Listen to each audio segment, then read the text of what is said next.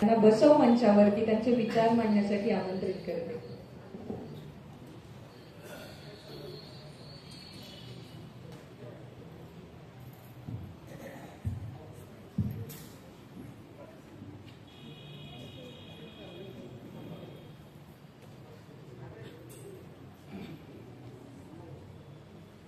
बसव व्याख्यानमाला 2025 यामधील आजच्या दुसऱ्या पुष्पाच्या अध्यक्षस्थानी असलेल्या शिवाजी विद्यापीठाच्या हिंदी विभागाच्या विभाग प्रमुख तसेच शरण साहित्याच्या समन्वयक प्राध्यापिका डॉक्टर तृप्ती करिगट्टी मॅडम, बसव मंचावर उपस्थित असलेले माननीय श्री बाळासाहेब सावंतवार, तसेच प्रायोजक विलास आंबोळे सर, सुभाष महाजन सर, व्यासपीठासमोर बसव मंचासमोर असं म्हणायला पाहिजे उपस्थित असलेल्यामध्ये खूपच मान्यवर व्यक्ती आहेत. त्याच्यामध्ये गणपतप्पा भोसले सर आहेत, डॉक्टर मखदूम सर आहेत, GP माळी सर आहेत, नाना मुळीक सर आहेत.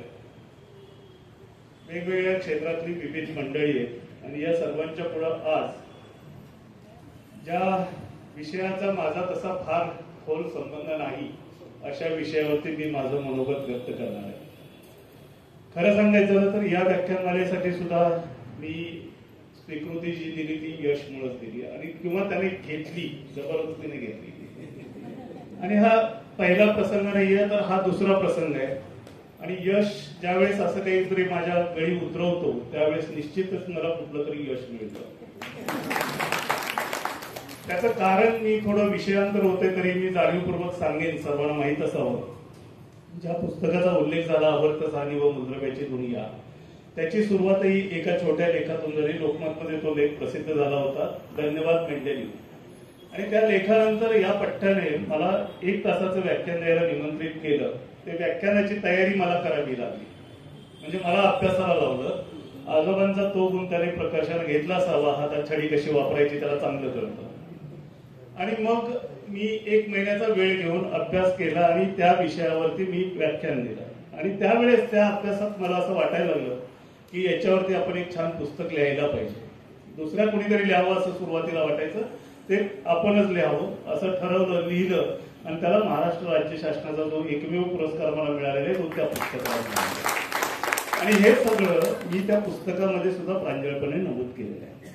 आत्ताही याआधी एका छोट्या लेखाचा धागा घेतला आणि मला या विषयावरती बोललंच पाहिजे असा आग्रह धरला आणि म्हणून मी आज आपल्या समोर या ठिकाणी या विषयावरती मनोगत व्यक्त करणार आहे.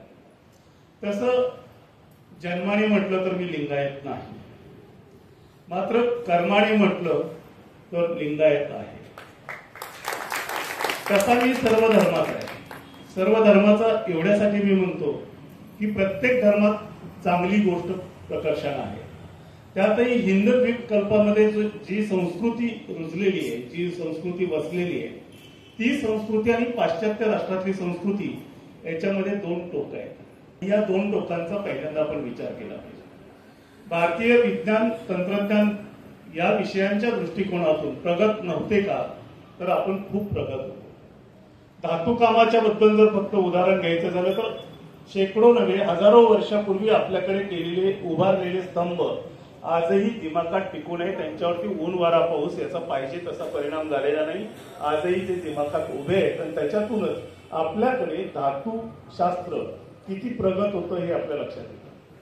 हजारो वर्षापूर्वी बांधलेली मंदिरं जी आहेत ती मंदिरं आजही त्याच ताकदीनं उभा आहेत, तशीच उभा आहेत. हे आपल्याकडच्या स्थापत्यशास्त्राची आपल्याला साक्ष देतात की ते किती प्रगत होतं. त्याचबरोबर बाकीच्या गोष्टींमध्ये सुद्धा आपण विकास करू शकलो असतो, पण या हिंद द्वीपकल्पामध्ये जी काही संस्कृती विकसित झाली, ज्या संस्कृतीला आज धर्म म्हटलं जातं, ती संस्कृती मुळात जर अभ्यासली तर अत्यंत सहिष्णू अशा पद्धतीची संस्कृती होती. त्याचं एक उदाहरण जर बघायचं झालं तर काशी जी आज आपल्याला प्रसिद्ध आहे ती धर्मशास्त्रासाठी प्रसिद्ध होती.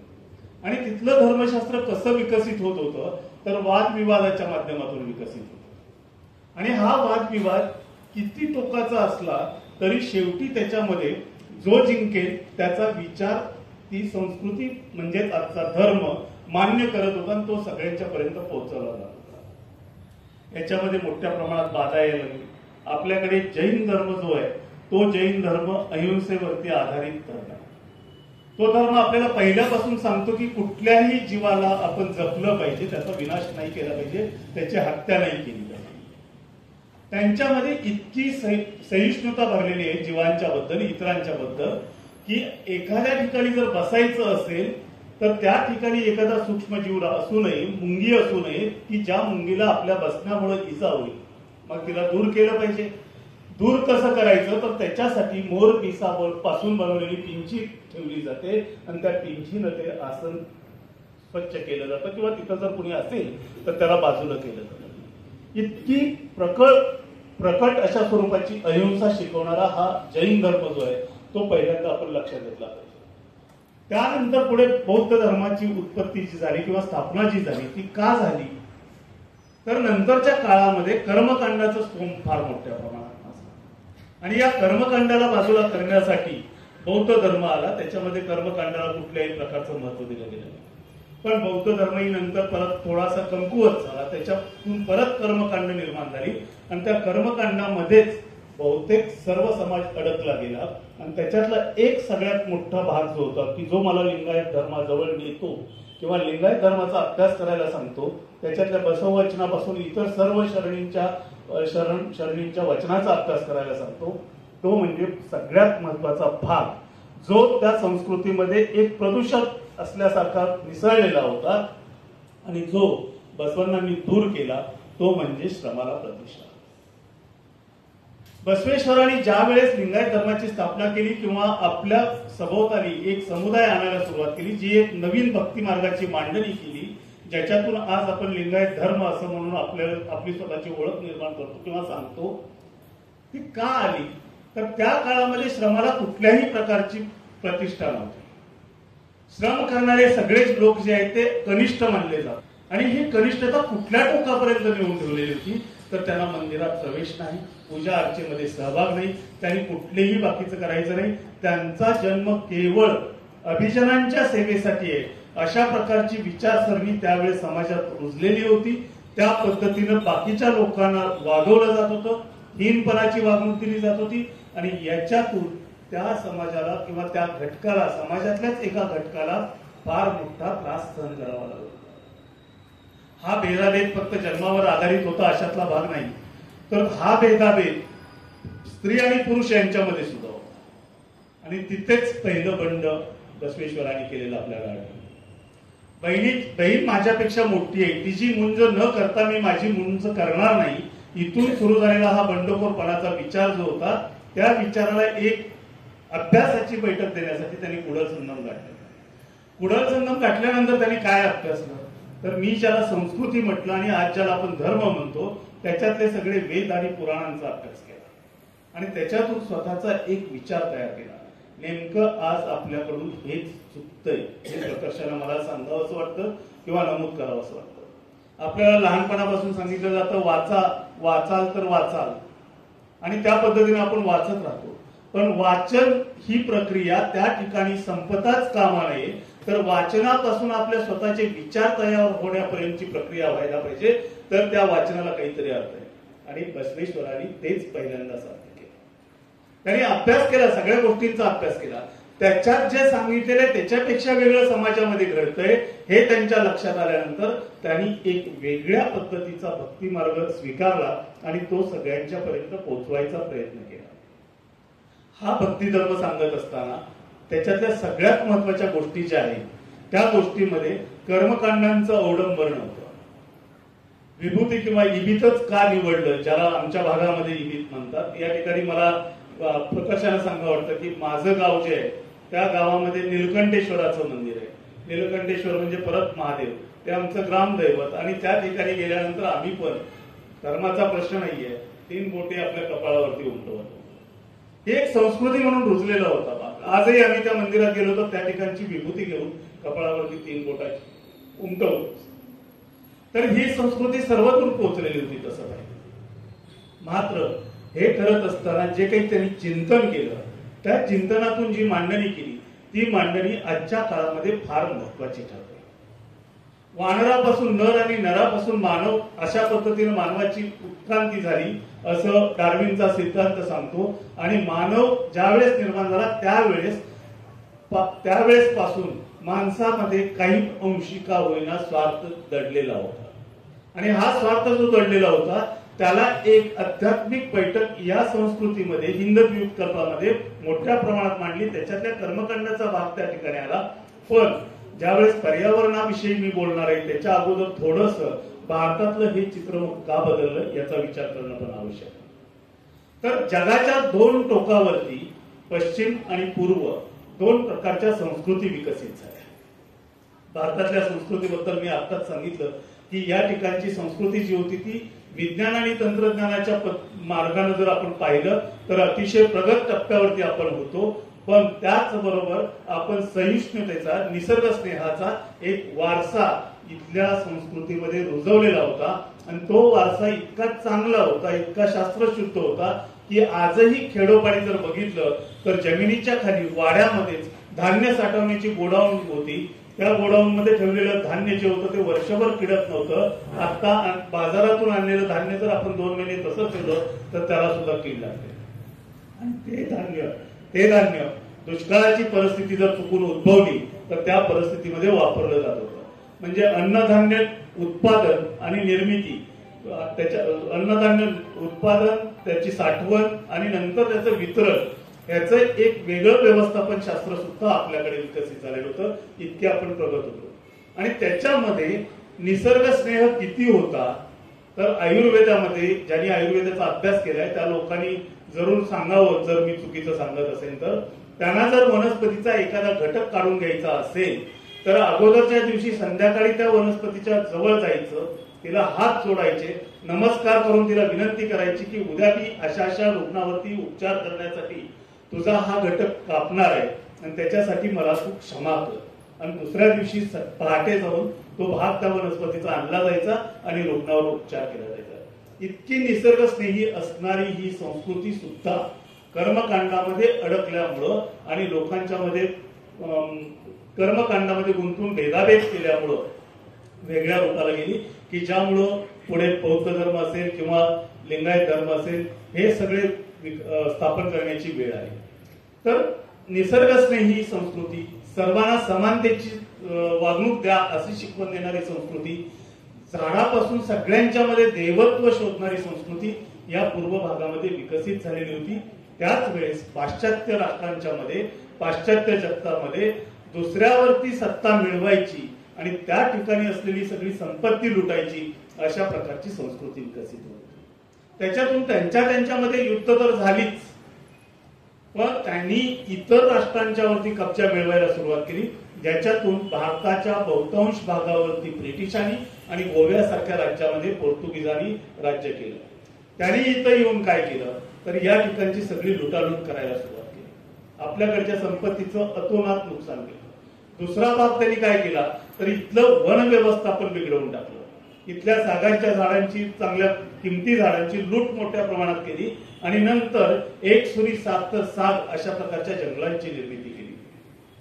तिसरा भाग त्यांनी काय केला तर इथल्या शेतीवरती घाला घातला. इथल्या शेतीमध्ये नगदी पिकांची उत्पादन करण्याची त्यांनी इथल्या लोकांना सवय लावली, ज्याच्यामध्ये नीळ असेल, कॉफी असेल, चहा असेल अशी पिकं आपल्याकडे लावायला सांगितली, लावायला लावली. आणि ती त्याच्यातलं उत्पादन सुद्धा कापसासारखे उत्पादन इथं घ्यायचं, कापूस इंग्लंडमध्ये न्यायचा, कापड तयार करायचं आणि ते इथं आणून आम्हालाच विकायचं, अशा प्रकारचा बिझनेस त्यांनी केला आणि त्याच्यामधून अतोनात लूट केली. आणि या लुटीच्या बरोबर त्यांनी इथं जी सत्ता गाजवली त्या सत्तेतून पर्यावरण स्नेह आमच्यातला जो होता तो आमच्यातला पर्यावरण स्नेह कमी झालेला. आपल्याकडे सुद्धा तीच स्वार्थी वृत्ती बऱ्यापैकी आता रुजलेली आहे. पैशासाठी आपल्याकडे सुद्धा लोक काहीही करायला लागलेली आणि त्याची उदाहरणं आपण वृत्तपत्रातून वाचतो. आणि हा स्वार्थ किती पोकाळलेला आहे त्याच्याबद्दल एक कथा मी नेहमी सांगत असतो. 3 पिढ्यांची कथा आहे. एका गावामध्ये कीर्तन ठेवलेलं होतं, त्या ठिकाणी महाराज आलेले होते. महाराजांनी कीर्तन खूप छान पद्धतीने सांगितलं आणि सांगताना त्यांनी सांगितलं की तुम्हाला जे काही मिळत असतं ते तुमचंच सगळं नसतं. तर त्याच्यामध्ये एक वाटा जो असतो तो समाजाचा असतो, तो आपण समाजासाठी खर्च केला पाहिजे, तो देवाचा वाटा असतो. आता बसवण्णांनी जे विचार मांडलेले आहेत, जी वचनं सांगितलेले आहेत, त्याच्यामध्ये सुद्धा भक्ती मार्ग स्वीकारलेले आहे, कारण तो आपल्या रक्तामध्ये इतका उतरलेला आहे, आपल्या मनामध्ये इतका उतरलेला आहे की त्याच्याशिवाय काही सांगितलेलं आम्हाला चालत नाही. तर यांनी पण त्या महाराजांनी तसं सांगितलं की बाबा त्याच्यातला एक वाटा समाजाचा असतो, देवाचा असतो, तो काढला पाहिजे, तो समाजासाठी खर्च केला पाहिजे. हे सगळं कीर्तन ऐकायला शेजारच्या गावातले 3 तरुण आलेले होते. महाराजांनी कीर्तन केलं. कीर्तन संपल्यानंतर रात्रीची वेळ असली तरी गाव जवळच होतं, त्यामुळे ते 3 जण गावाकडे जायला निघाले. जाताना अंधारामध्ये त्यातल्या एकाचा पाय ठेचकाळला. ठेचकाळल्यानंतर खनखन आवाज आला म्हणून तो खाली वाकला. खाली वाकल्यानंतर बघितलं तर एक पिशवी होती. ती पिशवी त्याने उघडली तर आतमध्ये सोन्याच्या मोहरा होत्या. त्या सोन्याच्या मोहरा बघितल्यानंतर या तिघांची चर्चा सुरू झाली. आता ह्या आपण 3 आलो म्हणून सापडली, आपण 3घांनी वाटून घेतल्या पाहिजे. त्याला पहिला होता, त्याने पण होकार दिला. थोडं पुढे गेल्यानंतर त्यातला दुसरा म्हटला की बाबा रे, आत्ताच आपण कीर्तन ऐकलं, महाराजांनी सांगितलं की त्याच्यात देवाचा वाटा असतो, समाजासाठी तो खर्च करायचा असतो, तो आपल्याला काढला पाहिजे. तो म्हणतो काढूया. घराजवळ येतात. देवाचा वाटा काढण्यासाठी घरातून मालकिनीला बोलावलं जातं. मालकीण येते, तिला सांगितलं जातं बांगडी दे. बांगडी काढून मध्ये ठेवतात. 3 जण कडेला बसतात, हातात मोहरा घेतात आणि तो पहिला सांगतो आपण मोहरा उधळूया, जेवढ्या बांगडीच्या हात पडतील तेवढ्या आपण दान करूया, बाहेर पडलेले 3 वाटून घेऊया. म्हणजे आपल्यामध्ये स्वार्थ रुजायला चांगलीच सुरुवात झाली. पुढचं जनरेशन आलं, असेच गेले. पिशवी सापडली, घराजवळ आले. गावाच्या वेशीवर असतानाच त्यातल्या माणसाने निरोप दिला. कोतवाल आला की पटकरी. तो आला, त्याला सांगितलं गावाभोवती रिंगण मार. दुसऱ्याने विचारलं रिंगण कशासाठी? तर म्हणला आपल्याला देवाचा वाटा काढायचा आहे. मग कसा काढायचा? आपण 3घांनी पहिल्यासारख्याच मोहरा, फक्त पहिल्यापेक्षा जोरात वर फेकायच्या. जेवढ्या त्या गावाभोवती आखलेल्या रिंगणाच्या बाहेर पडतील तेवढ्या आपण समाजासाठी खर्च करायच्या, आतमध्ये पडलेल्या वाटून घ्यायच्या. 3रं जनरेशन आलं. 3ऱ्या जनरेशन मध्ये असंच घडलं. मोहरांची पिशवी घेऊन दारात आली. आता देवाचा वाटा कसा काढायचा हा प्रश्न निर्माण झाला. त्याने सांगितलं अरे सोपं आहे, काय करायचं? सगळ्यांनी मोहरा घ्यायच्या, वर उतरायच्या. मला वर टाकून काय होईल? मला देव कुठं असतो? वर असतो. देवाला जितक्या पाहिजे तेवढ्या काढून घेईल, उरलेल्या सगळ्या खाली टाकेल, खाली आलेल्या सगळ्या मोहरा. इतका स्वार्थ आज समाजामध्ये बोकाळलेला असतो. आणि याच्यामध्ये आम्ही पर्यावरणाचं अतोनात नुकसान झालं. पर्यावरणाचं किती नुकसान केले याची सर्वसामान्याला, वैयक्तिक माणसाला कल्पनाही येऊ शकत नाही. असं एकच उदाहरण मी सांगतो. ज्यांचे बंगले आहेत, शेती आहे, त्यांनी तर हे आवर्जून लक्षात घ्यावं. शेतामध्ये बोर मारल्यानंतर माझ्या शेतासाठी मी पाणी वापरतोय, मी कितीचं पाणी वापरतोय? काही 1000 लिटर पाणी वापरतोय. असाच प्रत्येकानं विचार केला. भारतामध्ये 1970-72च्या दुष्काळामध्ये प्रामुख्याने बोरवेल पॉप्युलर झाल्या, लोकांच्या पर्यंत पोहोचल्या. पण त्याच्या अगोदर काही दशकं अमेरिकेमध्ये हे तंत्रज्ञान विकसित झालेलं होतं. आणि तिथंही उत्तर अमेरिकेमध्ये भारतासारखीच परिस्थिती आहे. उत्तर अमेरिकेमध्ये आपल्यासारखीच जमिनीची चाळण केलेली आहे. भारतामध्ये ही जी चाळण झाली त्या चाळणीतून आणि उत्तर अमेरिकेमध्ये मारलेल्या बोरवेल मधून 2000 ते 2016 या 16 वर्षामध्ये जमिनीतून जे पाणी उपसलं गेलं आणि जे पाणी पुन्हा तिथपर्यंत पुनर्भरित झालं नाही, अशा पाण्याचं वजन किती असेल तर 7180 गिगाटन. 7180 गिगाटन हे पाणी उपसलं गेलं, पण पुन्हा त्या बोरवेलमध्ये भरलं गेलं नाही. पृथ्वीची अवस्था आपण शालेय जीवनामध्ये सगळेजण शिकलेलो आहोत. पृथ्वी ही स्वतःभोवती फिरते आणि त्याचबरोबर सूर्याभोवती फिरते. तिचा एक अक्ष आहे, तो अक्ष थोडा कललेला आहे, हे आपल्या सगळ्यांना माहित आहे. तो जो अक्ष आहे तो अक्ष कलला गेला. आता आश्चर्य वाटेल, आपण आपल्या बोअरवेल मधून उपसलेल्या पाण्याने पृथ्वीचा अक्ष कसा बदलू शकतो आणि त्याचा पर्यावरणावर काय परिणाम होऊ शकतो. तर याचं समजून घ्यायला एक साधं उदाहरण, मी भौतिकशास्त्राचा विद्यार्थी असल्यामुळे हे उदाहरण पटकन सुचलेलं आहे मला. आपण मुलांना भोवरा फिरवताना बघितले, त्या भोवऱ्याला छोट्यात छोटी टिकली आहे ती चिटकवा आणि मुलाला परत भोवरा फिरवायला सांगा. भोवरा त्याच पद्धतीने फिरू शकत नाही, तो लवकर पडतो. त्याचं कारण काय तर त्याचं गुरुत्वीय केंद्र जे असतं ते गुरुत्वीय केंद्र बदलतं, स्वतःची जागा बदलतं, कितीही छोटं वस्तुमान त्याला चिटकवलं तरी. आणि म्हणून बोहरा स्वतःची गती, स्वतःचं फिरणं हे पहिल्यासारखं ठेवू शकत नाही. आणि तसंच पृथ्वीचं झालं. 7180 गिगॅटनची पोकळी आपण निर्माण केली. 7180 गिगॅटनची. त्यामुळं पृथ्वीचा एक्सिस जो आहे, अक्ष जो आहे, तो 31 इंचांनी शिफ्ट झाला. आणि 31 इंचांनी शिफ्ट झाल्यामुळं उष्ण कटिबंधाचा कित्येक किलोमीटरचा भाग जो आहे तो समशीतोष्ण कटिबंधात, समशीतोष्ण कटिबंधाचा शीत कटिबंधात आणि उलट्या बाजूनं दुसऱ्या बाजूला घडत गेला. शीत कटिबंधातला समशीतोष्ण आणि समशीतोष्ण मधला उष्ण कटिबंधात. त्याचा परिणाम आपोआप तिथल्या जैवविविधतेवर झाला. आणि त्या जैवविविधतेतून आज वेगवेगळ्या प्रकारचे जीव जंतू जे आपल्या सूक्ष्म नजरेला दिसत नाही हे निर्माण झाले आणि ते आज आपल्यापर्यंत पोहोचतात. दुसरीकडे आपण प्रदूषणाचा कधीच विचार करत नाही. माझ्या एकट्यानं काय होणार आहे असाच प्रत्येकाच्या मनात विचार आहे.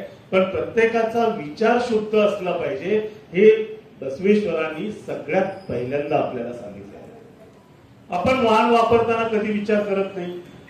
घरात विद्युत पुरवठा जो होतो त्या विद्युत 10 मिनिटासाठी लाईट गेली तरी आपला जीव कासावीस होतो. पण आपण एका खोलीतून दुसऱ्या खोलीमध्ये जात असताना दिवे बंद करायचा विचार करत नाही.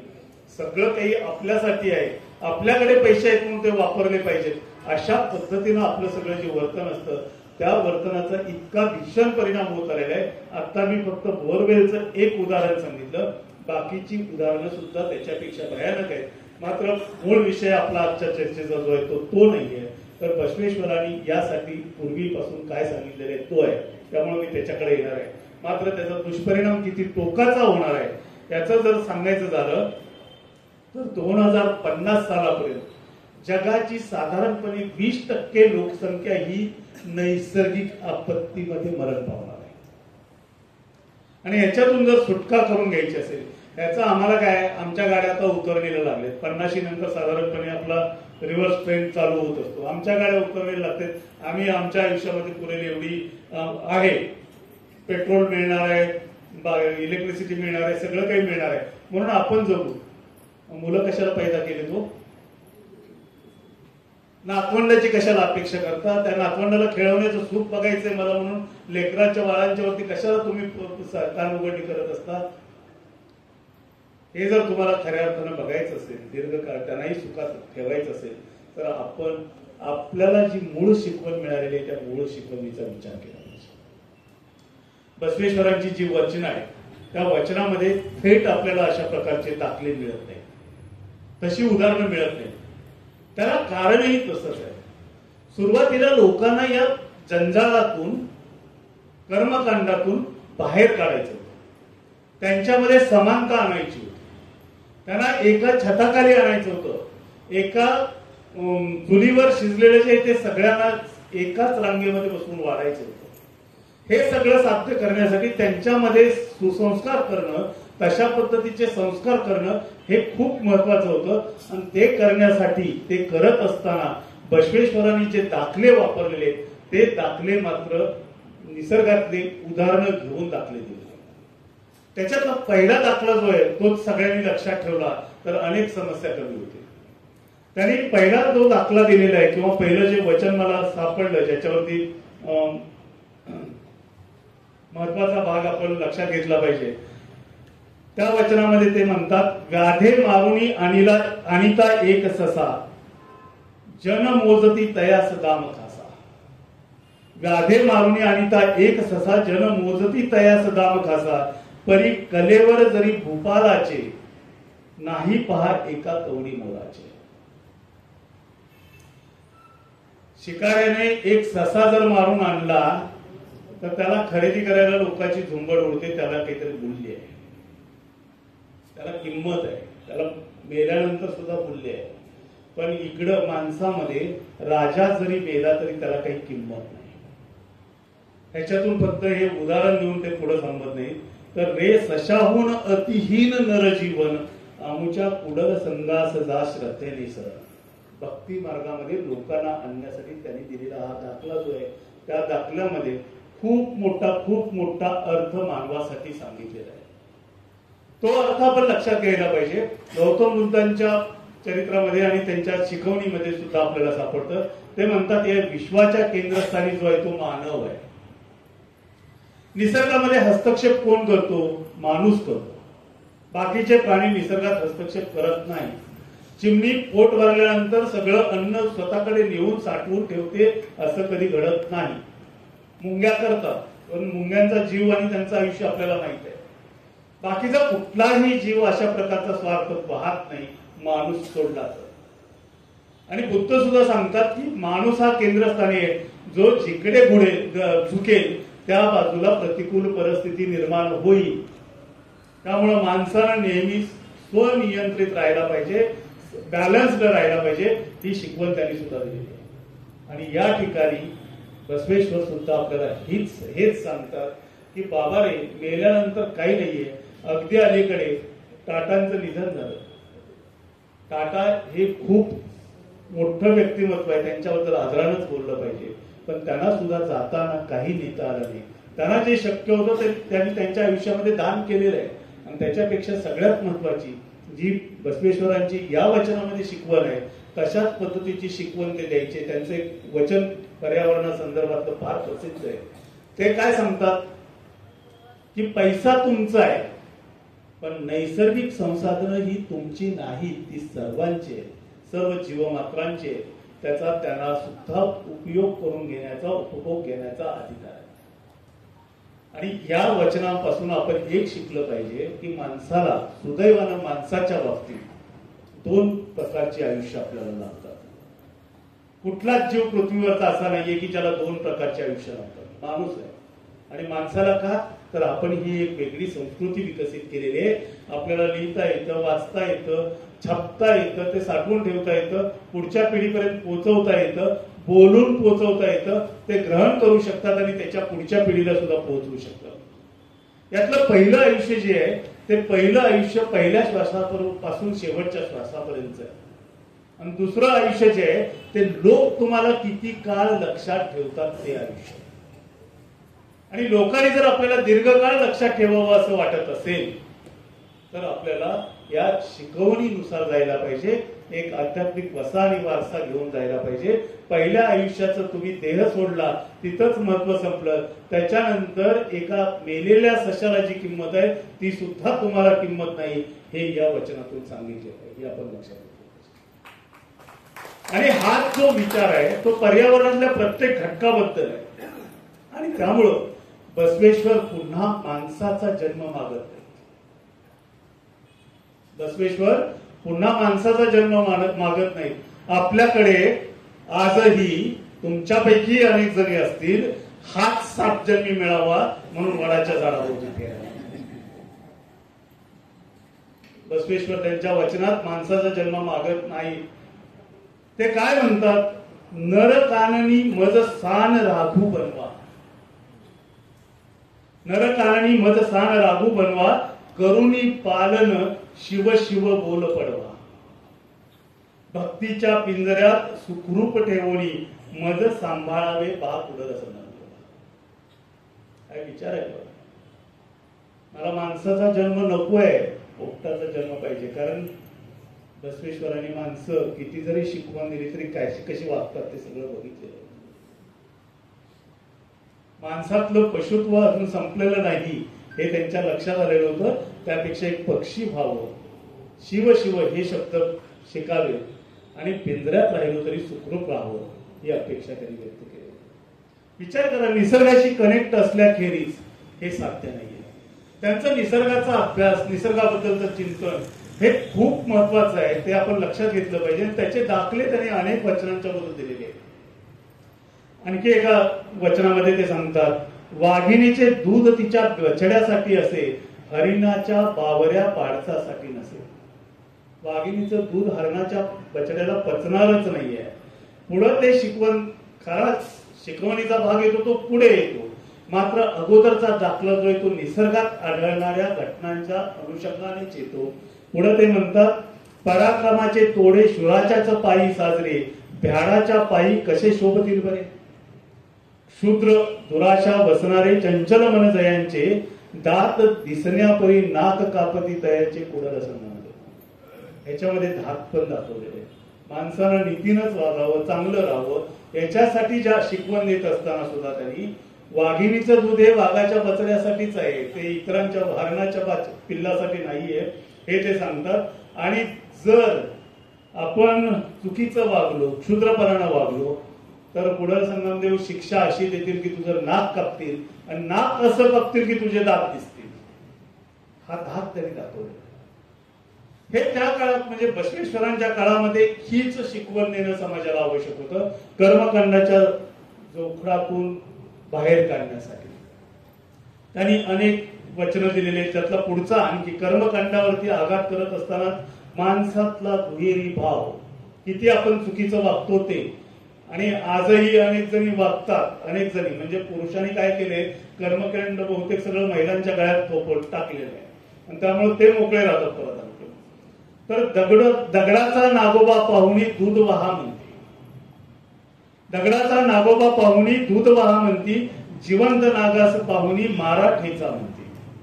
भुकेला जंगम येता चला पुढे व्हा म्हणती, न खाणाऱ्या लिंगासी नैवेद्य धरा म्हणते. आमच्या कुडल संघाच्या शरणाना उपेक्षिती, तयाची दगडाखाली ढेकळा परी दुर्गती.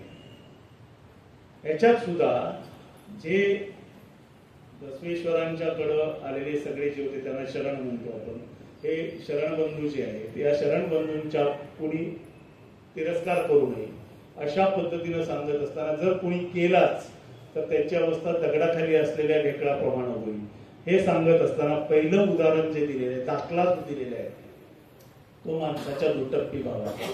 आणि हा दुटप्पी भावच समाजाच्या ऱ्हासाला कारणीभूत ठरत होता. इथल्या समाजामध्ये दुबळे आणणं, भेदाभेद करणं या सगळ्या गोष्टीला जो कारण होता तो हाच दुजाभाव किंवा दोन प्रकारची मन जी आपली होती ती कारणीभूत होती. विचार करा, आपण सुद्धा काय करतोय. ते साप दिसला की त्याला मारा म्हणतो. सर्प मित्राला बोलवण्याच्या अगोदर आपल्या हातात काठी घेऊन त्याला मारायला, जसं काही शूरवीर आहे आणि पुढचा आपल्यावरती वार करणार आहे, त्याला जाऊ देण्यासाठी वेळ सुद्धा आपण देणार नाही. आणि परवा एक घटना ऐकली असेल, पेपर मधून वाचली तरी असेल, की साप घरात शिरला म्हणून एक पट्ट्या मित्राच्या घरी सर्प मित्रानं सांगितलं की बाबा साप काय आता सापडत नाहीये, कुठं गेलाय ते काय कळत नाहीये, तर तू आपलं कुठेतरी दुसरीकडे झोपायला जा. तो झोपायला गेला आणि घरातल्या फ्रीजचा स्फोट झाला. बातमी पेपर मधून आलेली. आता कुणी वाचवलं होतं? सापानं. लौकिक अर्थानं तरी आपण तसं म्हणू, मग सापाला मारायचं का त्याला पुढे? तर या प्रकारे पण या सगळ्या गोष्टी ज्या आहेत, या सगळ्या गोष्टी सगळ्या प्रकारची शिकवण देत असताना, कुठलाही संदेश देत असताना त्याच्या अगोदर जे आहे तो दाखला निसर्गापासूनचा घेतलेला आपल्याला सापडतो. त्यांचा अभ्यास किती होता? आता एक फॅड आलेले नाही, सरकारपासून सगळे लोक बांबूची शेती करायला शिकवत आहेत. बांबूच्या बद्दल सगळीकडे चर्चा चालते. बांबू लावा आणि त्याच्यापासून एवढ्या लाखाचं उत्पन्न घ्या, तेवढ्या लाखाचं उत्पन्न घ्या, एकरी इतक्या लाखाचं कोटीचं काय असेल ते उत्पादन येईल. पण वेळूचं महत्व जे त्या काळामध्ये काही मानलं जात नव्हतं. वेळूला कुठलंही धार्मिक महत्व नाही. वेळू कुठल्याही धर्मग्रंथामध्ये पूजेसाठी महत्वाचा मानलेला नाही. वडाची लाकडं आहेत, पिंपळाची लाकडं आहेत, बाकीच्या 5 प्रकारच्या झाडांच्या वनस्पती पाहिजेत, त्या यज्ञातल्या आहुतीसाठी पाहिजेत, हे सगळं सगळं सगळं सापडेल. बांबूचं लाकूड कुठं लागतंय?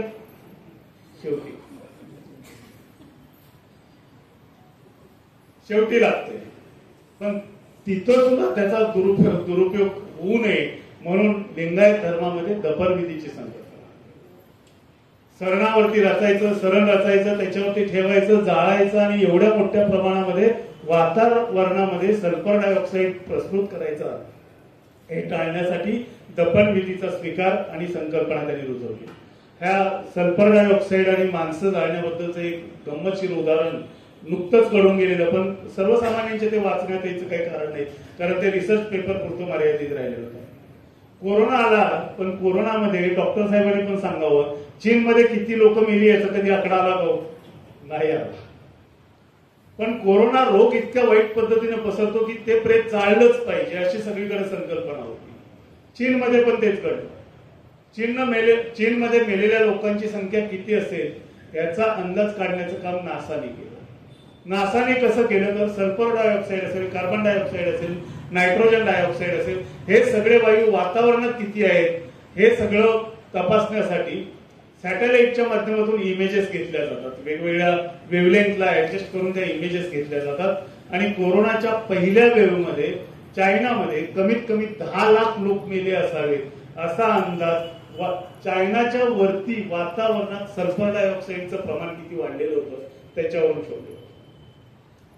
तर प्रदूषण टाळण्यासाठी तिकडे दफनविधी आला. वातावरणात थेट जाऊ नये, ते मातीत मिसळावं. देह सुद्धा जो आहे तो मातीत मिसळला जावा, ज्याचा फायदा पुढे झाडांना, वनस्पतींना होईल, मातीतला कार्बन कायम ठेवण्यासाठी होईल, या दृष्टीने तो विचार केलेला होता.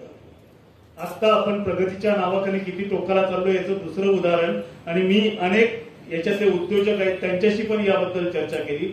शेतकरी बांधव असतील, प्रगतीशील शेतकरी असतील, जे विचार करतात, अशा शेतकऱ्यांनी पण तो विचारात घ्यावा असा एक मुद्दा सांगतो, जो परत पर्यावरणाशी कनेक्टेड आहे. तो भाग असा आहे, आता बायो फर्टिलायझर नावाचं एक फॅड आहे. मी त्याला फॅड एवढ्यासाठी म्हणतो की ते शाश्वत नाहीये. आपण जी 70-72च्या दरम्यान हरित क्रांती केली, ती हरित क्रांती जर केली नसती तर माणसांना मारलं असतं आणि लुटालुटच झाली असती, यादवीची परिस्थिती उद्भवली असती, याबद्दल दुमत नाही. पण संकरित बियाणाचा वापर करायला आपल्याला शिकवलं, त्याचबरोबर त्याच्यासाठी रासायनिक खतं, कीटकनाशकं, तणनाशकं यांचा वापर अतिरेकी प्रमाणात करायला सुरुवात झाली आणि आज सांगली, शिरोळ या भागामध्ये क्षारफळ जमिनीचा प्रश्न हा गंभीर बनलेला आहे. हा हरित क्रांतीचा दुष्परिणाम आहे. तसंच आता बायो फर्टिलायझरचं भविष्यामध्ये होणार आहे, हे माझ्यासारख्याला स्पष्ट दिसतंय. त्याचं कारण असं, बायो फर्टिलायझर काय करतात तर जमिनीतले एनपीके शोषून घेतात आणि ते एनपीके जे आहेत ते पिकाच्या मुळांना पोहोचवतात. आता जमिनीमध्ये असणारा एनपीके येतो कुठून तर जमिनीतूनच येतो. जमिनीतून येणारा वर कसा येतो तर नांगरटीतून येतो. पहिल्या वर्षी उत्पादन चांगलं येईल, 40% वाढ होते. बायो फर्टिलायझर जर पहिल्या वर्षी वापरलं तर साधारणपणे उत्पादनात 40% वाढ होते. ही 40% होणारी वाढ जी आहे ती वाढ आपल्याला सुखावून जाते. पुढच्या वर्षी आपण ते वापरतो, पण त्या मातीमध्ये असणारं नायट्रोजन असेल, फॉस्फरस असेल, पोटॅशियम असेल, त्याचं प्रमाण किती काळ तसंच राहणार आहे याचा विचार केला जातो का? त्याचं पुनर्भरण कसं केलं जाणार आहे याचा विचार केला जात नाहीये. त्यामुळे त्याच्याबद्दल सुद्धा संशोधकांनी आतापासून विचार करायला पाहिजे. ज्यावेळेस मी या उत्पादक लोकांच्या पैकी काही लोकांशी चर्चा केली त्यावेळेस त्यांच्याकडे याचं उत्तर नाही. त्यामुळे शेतकऱ्यांनी दरवर्षी मातीची तपासणी करून एनपीकेचं प्रमाण त्या मातीमध्ये कायम राहतंय का, राहत नसेल तर काय केलं पाहिजे याच्या पद्धतीनं काम केलं तर हे बायो फर्टिलायझर उपयुक्त ठरतील, दीर्घकाळ आपल्याला उपयुक्त ठरतील. नाहीतर काही वर्षांनी त्या शेतीतून सुद्धा उत्पादन येणं कमी होणार. तर विषय चाललेला होता बांबूचा. बांबू त्या कारणासाठी सुद्धा वापरू नये म्हणून त्यांनी दफनविधीच आणला, हा एक भाग झाला. पण त्याच्याबद्दलच्या वचनामध्ये ते म्हणतात, वेळूपासून पालखी बनत असेल, वेळूपासून छत्री बनत असेल, वेळूपासून मंदिर कुटीर बनत असेल, वेळूपासून सारी साधन संपदा लाभत असेल, वेळूपरी विनम्र उपकारक नसता कुडल संगमदेव अभिरित. याच्यात वेळूचं महत्व सगळं किती पटवून दिलेलं आहे बघा. त्या वेळूचा कुठला उपयोग होतो ते सगळ्या उपयोग त्या काळाला अनुसरून त्यांनी सांगितलेले आहेत. आणि त्याच्यानंतर पुढे शिकवणीचा भाग येतो, तो म्हणजे वेळूप्रमाणे विनम्र व्हा. जर तुम्ही विनम्र नसाल तर कुडल संगमदेव कधी तुम्हाला आपलंसं करणार नाही, तो तुम्हाला दूर ढकलेल. ही शिकवण देत असताना जर असे दाखले दिले नसते तर ते लोकांना पटत नाही. हीच परंपरा जी आहे हीच परंपरा संत साहित्यामध्ये सुद्धा आपल्याला आलेली दिसते. त्यानंतर बाकीच्या कर्मकांडावरती त्यांनी केलेली हल्ले जे आहेत किंवा त्याच्याबद्दलची केलेली विधानं जी आहेत ती विधानं त्या आजच्या लेक्चरचा आपला भाग नाहीये. आजच्या माझ्या मनोगतामध्ये ते मी समाविष्ट जाणीवपूर्वक करत नाही. पण ते त्याच्या पुढे जाऊन आणखी एका दाखल्यामध्ये फार गंमतशीर पद्धतीने सांगतात आणि ते तसं आपल्याला वाटतं की असं का म्हणले असावेत. पण ते त्या ठिकाणी बकऱ्याला सांगतात. काय सांगतात तर तू रड म्हणून सांगतो. आणि हे रडणं ऐकून कुडल संगमदेव शिक्षा करेल असं सांगतात. दोन गोष्टी आहेत. सर्वसामान्य माणूस सुद्धा जो आहे तो राजसत्ता असेल किंवा बाकीची लोक जी असतील, बलवान लोक जे असतील, त्यांना इतका तीव्र विरोध करू शकत नाही. पण त्याने जर मोठमोठ्यानं आरडाओरडा करून माझ्यावर अत्याचार होतोय असं जर ओरडायला सुरुवात केली तर कोणीतरी त्याचा पाठीराखा तयार होऊ शकतो. अशा प्रकारची विचारसरणी या वचनामध्ये मला आढळते. वेदात विधिनिदान असल्या कारणे तुझं मारतील ठार म्हणून, वेदात विधिनिदान असल्या कारणे तुझं मारतील ठार म्हणून, अरे बोकडा तू रड रे बाळा, वेदपाठींच्या पुढे तू कर रे रुदन, शास्त्र श्रोत्या पुढे तू कर रे आक्रंदन. इतकं सगळं त्या बकऱ्याला सांगतात आणि पुढे म्हणतात तुझा आक्रोश ऐकून तयांना देईल योग्य शासन आपला पुढाला संबंध. बकऱ्याला निदान मोठ्यानं रडायला सांगतात. तसंच ज्याच्यावरती अन्याय होतो, अत्याचार होतो, त्याने सुद्धा त्याच्यासाठी आवाज उठवला पाहिजे. माझ्यावर अन्याय होतो हे तरी इतरांच्या पर्यंत पोहोचलं पाहिजे. यासाठीची ही शिकवण देत असताना सुद्धा तरी दोन्ही गोष्टी त्याच्यामध्ये दिसतात. आणखी एक महत्वाचा भाग जो दिसतो तिथं सुद्धा कर्मकांडाला विरोध याच्याबद्दल बोलत असतानाच ते दुटप्पीपणा, माणसाचा दुटप्पीपणा जो आहे त्या दुटप्पीपणावरती नेमकं बोट ठेवतात. जल दिसताच डुबकी मारिती, वृक्ष दिसताच फेऱ्या घालिती. जल दिसताच डुबकी मारिती, वृक्ष दिसताच फेऱ्या घालती, आटणारे जल वटणारे झाड हेच जयाना भावती, ते तुम्हास कसे जाणती पुढे संगम देवा. आपण काय करतोय? अरे मला ते आश्चर्य वाटतं, वट सावित्रीच्या पौर्णिमेला काय प्रार्थना असते तर हात सात जन्मी मिळावा, हात सात जन्मी मिळावा. तर त्याच्यासाठी वडाचं झाड शोधून त्याच्या बुडाला सुद्धा फेऱ्या मारायला नको. बाजारातून फांदी आणून लावली जाती आणि त्या फांदीच्या भोवती फिरते. दुसऱ्या दिवशी त्या फांदीचं काय होतं हेच बसवेश्वरांनी सांगितलंय. हो, निदान आता तरी तसलं करू नका. करायचं असलं तर मनापासून करा. तो पट्ट्या सापडला आणि पुढचा जन्म माणसाचाच मिळाला. बसवेश्वर जर माणसाचा मागत नाही, तुम्ही जर मागत असला तर बघा. पण असलं उगाच फांदी आणायची, ठेवायची, त्याला सात फेऱ्या मारायच्या, त्याची पूजा करायची, या कर्मकांडावरती त्या काळात म्हणजे 12व्या शतकामध्ये अशा प्रकारचे आघात बसवेश्वर यांनी केलेले. पण आपण 21व्या शतकात असताना सुद्धा म्हणजे 1000 वर्ष झाली तरी सुद्धा त्याला खऱ्या अर्थानं समजून घेऊ शकलोय का याचा आपण विचार केला पाहिजे. नदीतल्या आंघोळीबद्दलच असंच आहे. तिथंही इथे सांगतात नदी स्नान करणाऱ्या ज्येष्ठ बंधूजन हो, नदी स्नान करणाऱ्या स्वामीजन हो, आधी सोडून द्या हो, आधी सोडून द्या हो.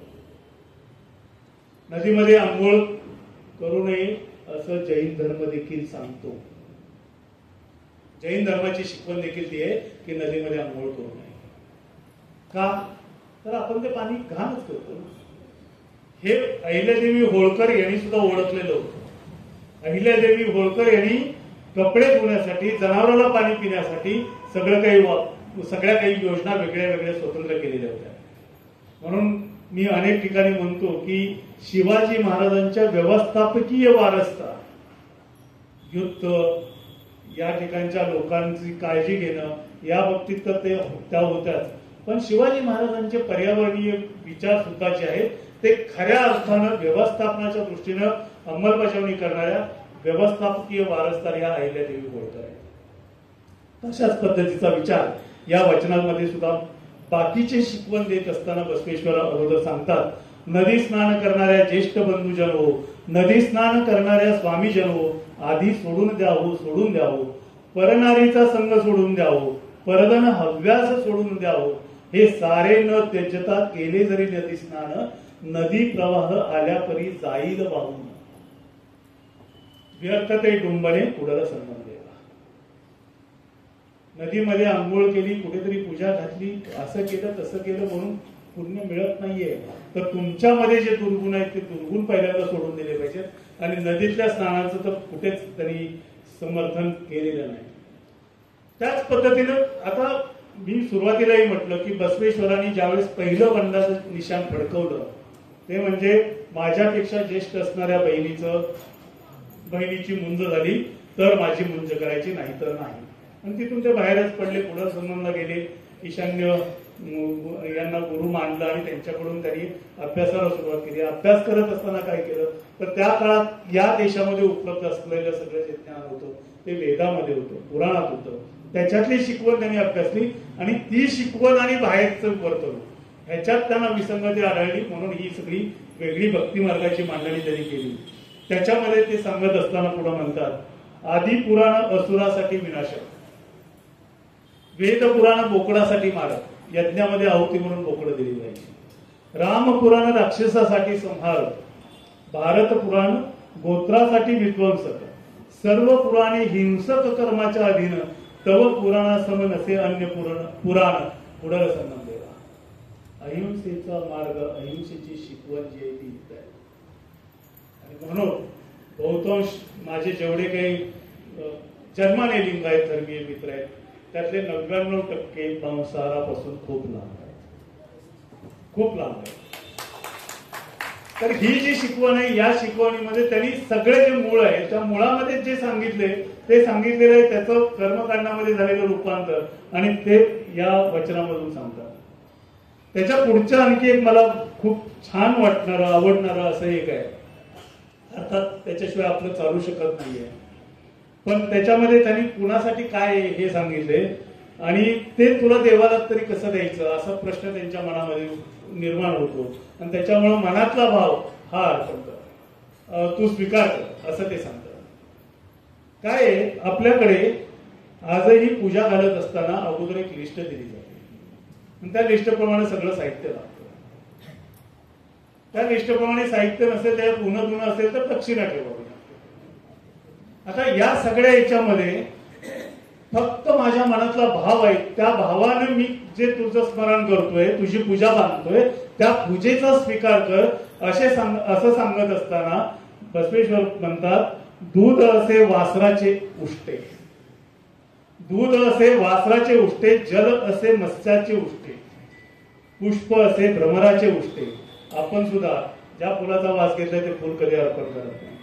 पुष्प असे भ्रमराचे उष्टे, कशी करू पूजा शिवा शिवा, करू कशी पूजा, निवारण या उष्टेपणाचे हाती नाही माझ्या, जसे अर्पिले ते स्वीकारा पुढे संबंध.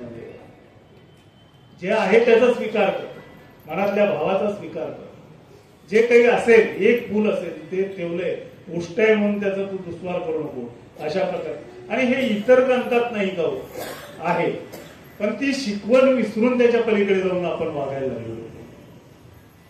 आणखी एका वचनामध्ये तशाच पद्धतीची मांडणी केलेली आहे. अर्पण पदार्थाच्या मलिनतेची ही रीत पहा, अभिषेकाचे जल पदस्पर्शित.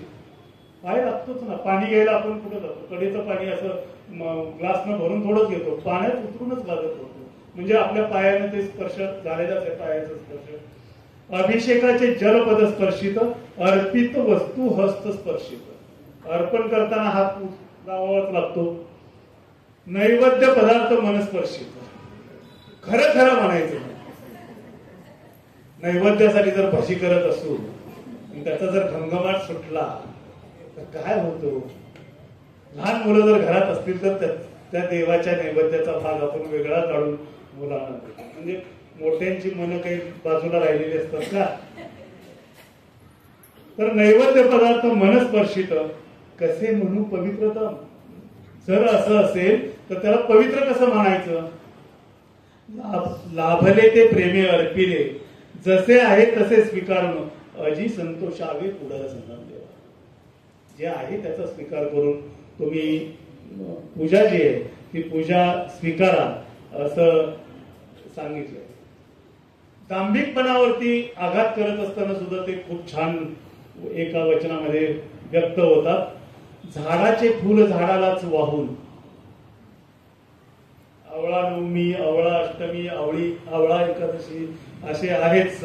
विशेषतः उत्तर भारतात ते मोठ्या प्रमाणात आवळ्याचं झाडाचं महत्व किती आहे हे लोकांना कळावं याच्यासाठी ती पूजा आली.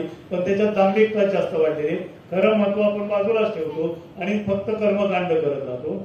तर झाडाचे फूल झाडालाच वाहून, नदीचे जल नदीलाच अर्पू, वासराची ताटाटूप करून, तळमळणाऱ्या गायीची धार काढून, घटाघटा नको पिऊ रे दूध, कित्येकांचे मुखभंजन करून ठकवून गेले, पुढल संगम देवाने निर्मिलेली माया.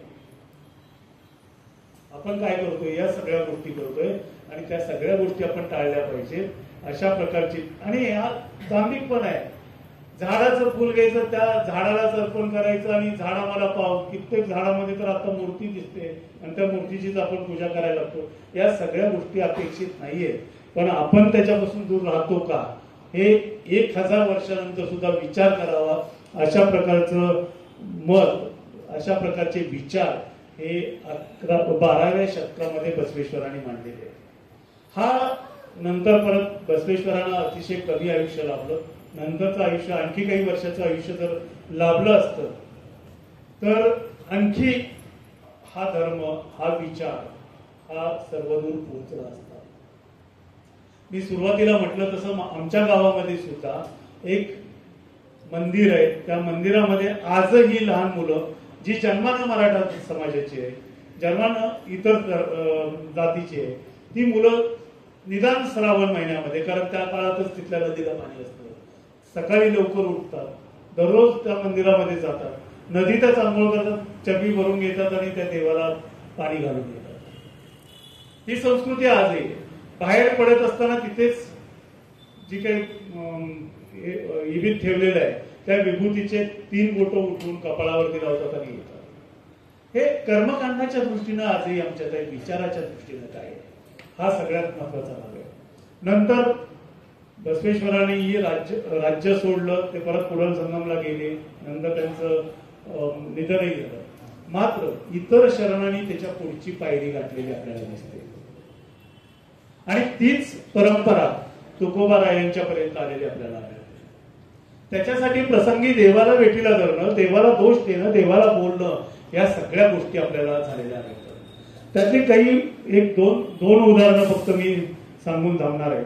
त्याच्यातला महत्वाचा भाग जो येतो तो वृक्ष सखा दसरय्या बिरम्मा यांच्या वचनामध्ये आपल्याला आढळतो. आणि ते घटना त्यांच्याबद्दलची जी सांगितलेली आहे ती घटना सुद्धा अशी आहे, त्यांचा निसर्गाशी फार एकरूप होणं झालेलं होतं. झाडं त्यांच्याशी बोलत होती असं म्हणतात. आणि खरंच झाडं बोलतात का? मला प्रश्न विचारला तर मी पण सांगेन बोलतात. या वर्षीच्या झाडांनी आत्ताच मला सांगितलेलं आहे, या वर्षी 4 महिने व्यवस्थित पाऊस असेल, भरपूर पाऊस असेल. आणि हे हवामान खात्याला सांगायच्या अगोदर झाडांनी सांगायला सुरुवात केली. तुम्ही तुमच्या नजरेने बघू शकता, भावाची बहुतांश सगळी झाडं एकाच कालावधीमध्ये फुललेली आहे. भावाच्या झाडाचे तुरे पूर्ण आलेली आहे, ती फक्त वरवर 4-2 फुलं. मागच्या वर्षी काही झाडांना तशी फुलं आढळलेली होती. मी अयोध्या थिएटर जवळचं भावाचं झाड त्याच्याबद्दल बोलत नाहीये, कारण तिथं पाणी भरपूर मिळतं आणि ते दरवर्षी तसंच फुलतं. जी झाडं निसर्गता वाढलेली आहे, जिथं बाहेरचा कुठला हस्तक्षेप नाही, अशा झाडांचं निरीक्षण आपण केलं पाहिजे. तर तशा झाडामध्ये भावाची बहुतांश झाडं सगळी फुलली. पांढरफळी फुलायला व्यवस्थितरित्या सुरुवात झालेली. टिटवीनं सुद्धा 4 अंडी यावर्षी मार्चच्या अखेरीसच घातलेली. निसर्गाचे सगळे संकेत जे आहेत ते सगळे संकेत पावसाचे शुभ वर्तमान सांगणारे. त्याच्यामध्ये कुठला आत्ताच्या घटकेला तरी वेगळा भाग दिसत नाही. तर हे दसरय्या सुद्धा झाडांशी तेवढे एकरूप झालेले होते. आणि झाडाशी एकरूप झाल्यानंतर एकदा त्यांच्या हातून झाडाची फुलं काढत असताना, ते पण पूजेसाठी फुलं काढत असताना एक फांदी मोडली. त्या फांदीतून तिचा जीवन रस बाहेर पडायला लागला. तो जीवन रस जो आहे तर त्यांना अश्रू वाटले. आणि तिथून पुढे ते एक वचन लिहितात, फुल हे झाडाचे मूल, त्याची शोभा, ते तोडण्याचा अधिकार मला न तुला. फुल हे झाडाचे मूल, त्याची शोभा, ते तोडण्याचा अधिकार मला न तुला. गळून पडल्यास करीन समर्पण तुला. देवाला फुल कुठलं देईल? खाली पडलं तर. कारण झाडावर असेपर्यंत त्याची मालकी माझी नाहीये, ती त्या झाडाची मालकी आहे. देवाची मालकी नाहीये, ती त्या झाडाची मालकी आहे. केले जरी अर्पण कोमेजलेले फूल, पूजेत हस्तक्षेप तुझा नाही चालणार. देवाला दमदाटी आहे का धाडस आपल्या? केले जरी अर्पण कोमेजलेले फूल, पूजेत हस्तक्षेप तुझा नाही चालणार, तरी केल्यास हस्तक्षेप नाही उरणार तुझे देवत्व. बसवेश्वरांनी काय सांगितलं त्या वचनाच्या पुढे याची कंटिन्युटी आपण शोधली पाहिजे, ती तपासली पाहिजे. बसवेश्वरांनी सांगितलं फक्त मनातून मी तुझं स्मरण केलं, मनात माझ्या पूजा बांधली, तरी सुद्धा तू ती स्वीकारली पाहिजेस, ती तुला मान्य झाली पाहिजे. आता इथं पुढचे शरण लिहितात की पूजेत हस्तक्षेप तुझा नाही चालणार, तरी केल्यास हस्तक्षेप नाही उरणार तुझं देवत्व.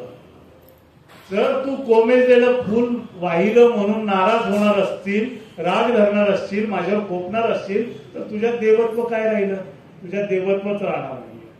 आणि पूजिल्या विण राहील का तुझ्या देवत्व? जर तुझी पूजा बांधली नाही तरी तुझ्या देवत्व नाही, जर तू माझ्यावर रागावलास तरी तुझ्या देवत्व नाही. असं देवाला कोंडीत पकडायचं काम जे संत तुकोबारायांनी नंतरच्या काळामध्ये केलं, तेच काम या शरण साहित्यामध्ये आपल्याला मिळतं. पूजेत केल्यास आशा व्यक्त, होशील देवा तू साधा भक्त. हे देवाला ठणकावून सांगण्याचं काम या शरणाने केलेलं आहे. आणि ते आता आपण विसरत चाललेलो आहोत. ते पुन्हा लक्षात घ्यायची गरज फार मोठी आहे. आणि ते केलं तरच आपण खऱ्या अर्थानं ती जी शिकवण होती, पर्यावरण स्नेही शिकवण होती, निसर्गाला सांभाळायची शिकवण होती, या सगळ्या गोष्टीच्या कुठेतरी जवळ होतो. अर्थात धर्मग्रंथामध्ये सांगितलेल्या सगळ्या शिकवणी आपल्याला स्वीकारणं कधीच शक्य नाहीये. सगळी कर्मकांड त्याच्यामध्ये सुद्धा ज्या प्रकारची जीवनशैली सांगितली तशा पद्धतीने जगणं आपल्याला पण शक्य नाहीये. उदाहरणार्थ जैन धर्मामध्ये फळ तोडून खाण्याला सुद्धा परवानगी नाही, खाली पडलेलंच फळ खायचंय. जमिनीमध्ये असलेला कंद काढून आपल्याला खाता येत नाही, तिकडे तो वर्ज्य मानलेला. आता जर ठरवलं तर कसं व्हायचं? देवाला फक्त खाली पडलेली फुलं व्हायची म्हणलं तर आपल्या घरात पूजा होईल का? बघा, विचार करा. कारण आता कुठलंही झाड न लावता फुलं चोरणाऱ्यांच्या टोळ्याच्या टोळ्या दिसतात. माझ्यावर लोक खूप ओरडतात, काही लोक तर पाठीमागं शिव्या पण देतात. कारण विद्यापीठात लावलेल्या झाडांची फुलं तोडणाऱ्यांच्या टोळ्याचे टोळे. फुलं तोडायची, चोरून खिशा ठेवायची. आता बसवेश्वर सांगतात चोरी दुसऱ्याचं धन, दुसऱ्याची गोष्टी, त्याच्या पुढे जाऊन दसया सांगतात की झाडाचं फुलच तोडायचं नाही, कारण त्याच्यावर तुझी मालकी नाही. आणि तसलं फुल देवाला अर्पण केलं तर ते चालणार पण नाही. अशा प्रकारची शिकवण आपल्याला याच्यामध्ये मिळते. आणि पुढे अशी फुलं तोडणाऱ्यांच्या बद्दल आणखी एक वचन जे आहे, ते वचन करी बसवेश्वर यांच्या साहित्यामध्ये मला सापडलं. ते त्या ठिकाणी जी शिकवण पण देतात आणि सांगतात ते फार मला महत्वाचं वाटतं. सूर्योदय समयी उठून थरथर कापत जाऊन, सूर्योदय समयी उठून थरथर कापत जाऊन, झाडाचे बेल पुष्प तोडणाऱ्या दुडिता हिनानो, ते नव्हे का महापाप तुम्हाला? परधन परस्त्रियांना पाहून थरथर कापावे, अति आकांक्षा यांना थरथर कापावे, हर निंदा गुरु निंदा अनाचाराला थरथर कापावे, यांना न थर कापता पाऊस थंडी वाऱ्याला थर कापत, झाडावरील बेल फुले तोडणाऱ्या महापाप्यानो तुम्हाला कुठली रे शिवपूजा? नाही, अखंड परिपूर्ण घनलिंग गुरु चेन बसवेश्वर देवा शिवसाक्षी. बेलाची पानं तोडायची, फुलं तोडायची, आणि हे तोडायला जात असताना तुम्हाला थंडी वाजत असते. त्या थंडीमुळे अंग थरथर कापते. आणि तशा अवस्थेमध्ये तुम्ही जाताय तिथं, तुम्हाला त्यावेळेस थरथर कापणं जे आहे, त्या थरथर कापायच्या ऐवजी भीती वाटली पाहिजे. आणि ती भीती वाटायच्या अगोदर तुम्हाला अति आकांक्षा असली नाही पाहिजे. परधन परस्त्रिया यांच्याबद्दल तुमच्या मनामध्ये अभिलाषा असली नाही पाहिजे. हर निंदा गुरु निंदा याच्यापासून तुम्ही दूर असलं पाहिजे. अनाचार तुमच्या हातून घडला नाही पाहिजे. अशा प्रकारचं वचनातून मांडणी करण्याचं काम पुढील काळामध्ये इतर शरणांनी सुद्धा केलेलं आपल्याला आढळतं. त्यामुळं या संपूर्ण याच्यामध्ये एक प्रॅक्टिकल जीवनशैली आपल्याला सांगितलेली आहे. जे शक्य आहे ते सांगितलेले आहे. घरामध्ये पूजा करायची असली तरी आपल्या घरामध्ये किती उपयोग करावे लागतात, त्याच्यामध्ये आपण किती गुंतून जातो, किती काळ आपला जातो, हे सगळं आपल्याला माहीत आहे. या कर्मकांडांच्या पासून दूर राहून देवाला सुद्धा तिथं सांगितलेलं आहे, कधी पटवून सांगितलेलं आहे, कधी धमकावून सांगितलेलं आहे की जी आम्ही मनापासून केलेली पूजा आहे तीच तू स्वीकार. दुसरी एक गोष्ट लक्षात घेतली पाहिजे, एक बेलपत्र आणि एक फुल असलं तरी सुद्धा पूजा चालते. इतकी बेलपत्र व्हायची, इतकी बेलपत्र व्हायची की त्याच्यामध्ये त्या लिंगाचं दर्शन सुद्धा झालं नाही पाहिजे, असली पूजा घालायची कुठेही शिकवत नाही. या वचनामध्ये असं कुठेही सापडत. उलट ज्याचं जे आहे त्याच्याकडेच ते राहिलं पाहिजे. हे गाईचं वासरू असेल किंवा आणखी काही असेल, त्या प्रत्येक गोष्टीच्या बद्दल त्या त्या ठिकाणी मांडणी केली आहे. आणि ही मांडणी आपण आजच्या काळामध्ये विसरत चाललो. सगळ्यात महत्वाचा धनाचा लोभ जो आहे तो इतका प्रत्येकाला सुटलेला आहे, इतका प्रत्येकाला सुटलेला आहे की आता देवानं काही काढून घ्यावं म्हणून वर फेकायचं सुद्धा वेळ आणि भान आम्हाला राहिलेलं नाही. त्याचा परिणाम इतका भयान चाललेला आहे की दरवर्षी हवामान तज्ञ सांगतात की या वर्षीचा उन्हाळा दरवर्षीपेक्षा कडक असेल, या वर्षीचा उन्हाळा दरवर्षीपेक्षा कडक असेल. आणि ते प्रत्यक्षात उतरते, दरवर्षी तापमानामध्ये वाढ होत जाते. आणि हे सगळं टाळायचं असेल तर आपण स्वतःच्या पुरतं जे काही सांगितले तेच आचरणात आणायचे, फार वेगळं काही करायचं. आपण धनाचा मोह थोडा बाजूला ठेवायचा, अति मिळवायचं, अति मिळवायचं, अति मिळवायचं, जाताना सगळं इथंच ठेवून जायचंय. याचं भान मनात जर ठेवलं तर अनेक गोष्टी आपल्यापासून दूर राहू शकतात, अनेक गोष्टींचं आपण जतन करू शकतो. मॅडमचं उदाहरण सांगितलं, त्यांच्या टेरेस गार्डनला अजून मला भेट देता आलेली नाही, पण त्याचं कौतुक मी खूप लोकांच्याकडून ऐकलं. स्वतःच्या गरजा भागवण्यापुरतं आपण लावू शकतो, त्या ठिकाणी पिकवू शकतो. कुंड्यामध्ये फुलाची झाडं वाढवायची आणि फक्त नेत्रसुख पाहिजे, याच्यामुळे आपण किती वावत गेलेलो आहे.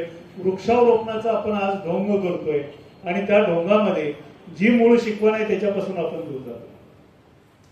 जुन्या काळातली महादेवाची मंदिरं ज्या ज्या ठिकाणी आहेत त्या त्या ठिकाणी गेल्यानंतर मी प्रकर्षण परत नंतर मी पारकाईला बघितलं, ज्यावेळेस मियावाकींचा जंगल निर्मितीचा प्रयोग आणि मियावाकींच्या बद्दल मी वाचलं, त्यावेळेस मी जाणीवपूर्वक आपल्याकडे सुद्धा बघितलं तर प्रकर्षानं महादेवाची मंदिरं जिथं जिथं आहेत, शंकराची मंदिरं जिथं जिथं आहेत, नीलकंठेश्वर म्हणूया जी काही नावं असतील ते, आणि शरणांनी तर स्वतःची वचनं नंतर लोकांच्या लक्षात यावी म्हणून महादेवाचंच प्रत्येक संतानं शरणानं वेगळं नाव घेतलेलं आहे.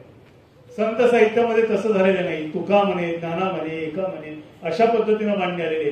पण या ठिकाणी महादेवाचंच एक वेगळं नाव घेतलेलं आपल्याला आढळतं आणि त्याच्यातून आपल्याला शिकवण दिलेली. पण ही महादेवाची मंदिरं पाहिल्यानंतर त्याच्या भोवती असणारी जी झाड आहे ती स्थानिक झाड आहेत सगळी, ती लावायला पाहिजे. आम्ही काय करतो, बंगला बांधला, बंगल्याच्या बाहेर एक गुलमोहराचं झाड लावतो, का तर गुलमोहर उन्हाळ्यामध्ये छान फुलतो. त्याच्यावर एक पोपट येऊन बसतो का, एक चिमणी येऊन बसते का, कुठला तरी पक्षी येऊन घर करतो का, ते आपलं झाड नाहीये याचं भान आम्हालाच नाहीये. त्यामुळं आपण अशा पद्धतीनं प्रत्येक गोष्टीचा सूक्ष्म विचार केला पाहिजे, सूक्ष्म चिंतन केलं पाहिजे. बसवेश्वरांनी मांडलेली ही जी वचनं आहेत, केलेला जो विचार आहे तो विचार निव्वळ वाचनातून आलेला नाही, तर वाचन, मनन, चिंतन आणि त्याच्यानंतर स्वतःची आचारशैली. आणि ही आचारशैली जी आहे ती आचारशैलीबद्दल अनेक वचनांच्या मध्ये आपल्याला असं आढळून येईल की तुमचं बोलणं आणि वागणं याच्यात जर विसंगती असेल तर तुम्ही शरण नाही, तर तुम्ही शरण नाही, तुम्ही लिंगायत नाही, लिंगायत धर्म खऱ्या अर्थानं पाळत नाही. हा दुटप्पीपणा, हा दुजाभाव या वचनांच्या मध्ये मान्य नाही. हे आपण लक्षात घेऊन मूळ वचन वाचावी, फक्त वाचावीत असं मी म्हणणार नाही, तर त्याच्यावरती परत चिंतन करावं. का म्हटलं असेल या वचनामध्ये असं, याचा आपण ज्यावेळेस विचार करू त्यावेळेस आपल्या मनातले बाकीचे विचार जे आहेत ते बाकीचे विचार यायचे बंद होतात. शेजारणीनं फ्रीज आपल्यापेक्षा मोठा घेतला, आपण कधी घ्यायचा हा विचार मनात कधी येणारही नाही. ज्यावेळेस आपण ह्या वचनांचा विचार करायला सुरुवात करू, मग ती बसवेश्वरांची असतील किंवा इतरांची असतील, एकेका वचनातून आपल्याला आपली जीवनशैली स्वतःला सापडायला सुरुवात होईल. आणि ती जीवनशैली ज्यावेळेस सापडायला सुरुवात होईल त्यावेळेस आपण आपोआपच पर्यावरण स्नेही बनत जाऊ.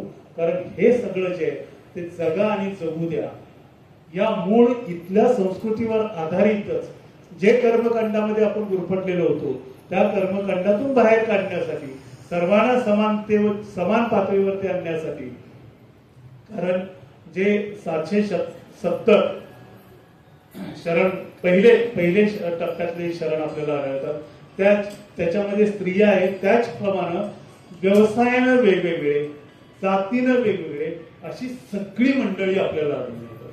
त्याच्यात स्त्रिया सुद्धा प्रामुख्याने दिसतात. ह्या सगळ्या गोष्टींचा आपण साकल्यानं विचार करण्याची गरज आहे. जुन्या काळामध्ये वाचता येत नव्हतं, महिलांना वाचता येत नव्हतं वगैरे, परिस्थिती वेगळी होती. पण खरं सांगायचं झालं तर घर कंट्रोलमध्ये ठेवायची ताकद महिलातच असते. त्यांनी विचार करायला सुरुवात केली आणि घर एका विचारशैलीवरती चालवायचा जर प्रयत्न केला तर 100% मला खात्री आहे प्रत्येक घर या विचारानं भारित होऊ शकतं आणि त्या विचारानं भारित झालेलं घर जे आहे ते निश्चितच पर्यावरण स्नेही कुटुंब असेल, पर्यावरण स्नेही व्यक्तिमत्व असेल. आणि त्यामुळंच 1000 वर्ष उलटून गेली तरी आजही बसवण्णांचे विचार हे तितकेच महत्वाचे आहेत. ते प्रत्येकाने जपायचा प्रयत्न करूया. निसर्गावर, झाडावर प्रेम करूया. ते प्रेम डोळसपणानं करूया. हे केलं तरच आपण खऱ्या अर्थानं बसव विचारांच्या जवळ पोहोचू शकू. ते 100% आचरणात आणणं, मी अगोदरही सांगितलं तसं 100% आजच्या काळामध्ये शक्य नाही. पण जेवढं शक्य आहे तेवढं तरी करायचं आपण प्रत्येक जण प्रयत्न करू. असं आपण प्रत्येकाने संकल्प करूया. संकल्प करण्याची तुम्हा सगळ्यांना मी विनंती करतो. आज या ठिकाणी एका वेगळ्या विषयावरती मला अभ्यास करायला लावून बोलायला लावल्याबद्दल मी संयोजकांचे मनपूर्वक आभार मानतो. कारण मी इतक्या खोलवर गेलेलो नव्हतो. जी सगळी वचनं सांगितलेली आहेत ती बसवण्णांनीच सांगितलेली आहेत, बसवेश्वरांचीच वचनं आहेत असा एक डोक्यामध्ये सुरुवातीला भ्रम होता. पण नंतर माझ्या लक्षात आलं की ही फक्त बसवेश्वरांनी नाही तर त्यांच्या नंतरच्या शरणांनी सुद्धा ही मांडणी पुढे केलेली आहे. हे विचार पुढे मांडलेले, हे विचार किती महत्वाचे आहेत हेही लक्षात आलं. आणि त्या मांडणीच्या पद्धतीमध्ये पुढे आणखी प्रगतपणा कसा आलेला आहे आणि तो प्रगतपणा संत तुकोबारायांच्यामध्ये सुद्धा कसा दिसतो. तुकोबारायांनी तर दोन्ही गोष्टी परत घेतलेल्या आहेत. वृक्षवल्ली वनचरे सोयरी असे एकीकडे म्हटलेले आहे आणि दुसरीकडं देवाला सुद्धा धाकात ठेवायचं काम केलेलं आहे. तर हीच मांडणी मला या ठिकाणी सुद्धा सापडते. तर हा जो विचार आहे हा मानवतेचा विचार आहे, सर्वांना सोबत घेऊन जाणारा विचार आहे. फक्त सर्व प्रकारच्या सर्व जाती धर्माच्या जन्मानं मानवांना एकत्र घेऊन जाणारा नाही तर संपूर्ण जीवसृष्टीला एकत्र घेऊन जाणारा विचार आहे. हा विचार आपण आपलासा करूया. मी तो माझ्या पुरता माझ्या परीनं जितका अंमलात आणता येईल तितका आणायचा प्रयत्न करतो. अर्थात हे विचार बसवेश्वरांच्या पासून आलेले आहेत हे माहीत नसतानाही मी ते करत होतो. आता मला थोडा डोळसपणा आलाय असं मी समजतो. आणखी इथून पुढेही मी अभ्यास करायचा आपल्याला अभिवचन देतो आणि तुम्हा सर्वांना पुनश्च एक बार विनंती करून तुम्हा सर्वांचे मनपूर्वक आभार मानून मी या ठिकाणी थांबतो. जय हिंद, जय महाराष्ट्र.